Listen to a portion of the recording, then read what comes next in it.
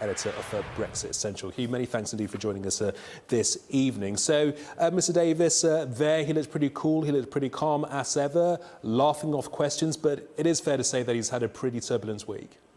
Well, I mean, it's certainly been a fiery week. You know, there's been a lot of drama on both sides ramping up the tension, really. And I think you came away from the week with David Davis saying there'd been concrete progress and Michel Barnier saying there'd been no decisive progress. Those things might look contradictory at first, but actually when you look at the whole range of issues that they're negotiating, there is concrete progress in lots of areas. You know, some of these are more technical, whether they're dealing with sort of diplomatic confidentiality, issues like that. Others are more substantive, things like citizens' rights, things like the Irish border. Barnier said they had fruitful talks on those. Fundamentally, the bottom line is that the big rows are about the money.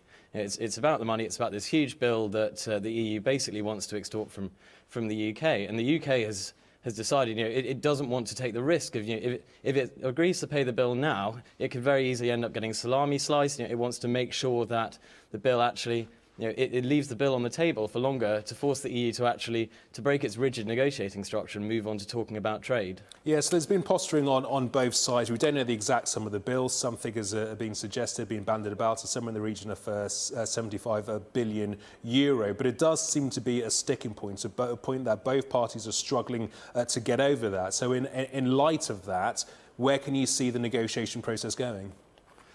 Well, I think when you look at the process, both sides know roughly where it's going to end up. They have an idea of where these sort of landing zones are. There is going to be a payment eventually. There is going to be some sort of compromise on the legal issues. But obviously, it isn't really in either side's strategic interest to back down on that at the moment.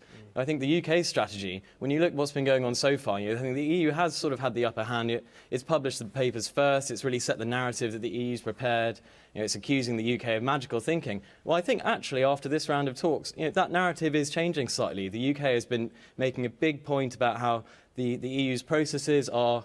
They're stopping negotiations from moving forward. Barnier himself is admitting that his hands are tied to some extent by the negotiating guidelines given to him by the European Council of Member State leaders. So from the UK's perspective, I think it thinks that if it can hold out for long enough on the Brexit bill, people around Europe will start looking at the proposals that Britain's putting on the table, and they'll be asking Barnier, why aren't you talking about these? These are the things that are important to businesses.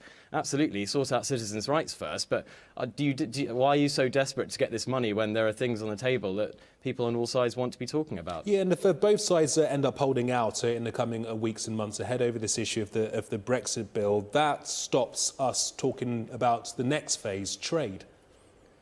Yeah, well, I think this is the UK's strategy, really. It's hoping that by holding out on this, it can actually force the EU to relent on this. Britain has decided it's not in its strategic interest to actually agree to a huge payment up front. I think there were reports on Wednesday that the UK negotiating team, the civil servants, who demolished the legal basis for the EU's bill.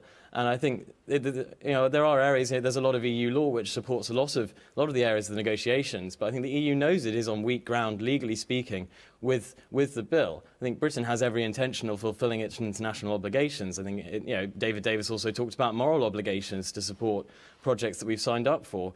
But yeah. I think the UK sees no need to give in at this stage. Yeah, and just very briefly, I mean, what have we learned, what have you learned from the Prime Minister, Liam Fox's visit to Japan?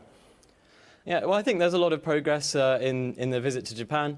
I think, obviously, that geopolitics, North Korea is very high on the agenda, but when they're talking about trade, Japan has said, we do want to work on a UK trade deal. They said, yes, of course, our priority is with the EU. Obviously, they're handling sensitive negotiations with the EU. They don't want to tread on the EU's toes and annoy them by coming out too strongly in favour of a trade deal with Britain, instead of a trade deal with the EU. But there's a huge amount of business between Japan and the UK, a huge amount of foreign direct investment. There's all the manufacturing plants, Nissan, up in Sunderland, all of these manufacturing plants. And I think both sides know that the economic ties are huge and the benefits are there. There are huge benefits there from a free trade deal. And I think that's one we can look forward to getting shortly after Brexit.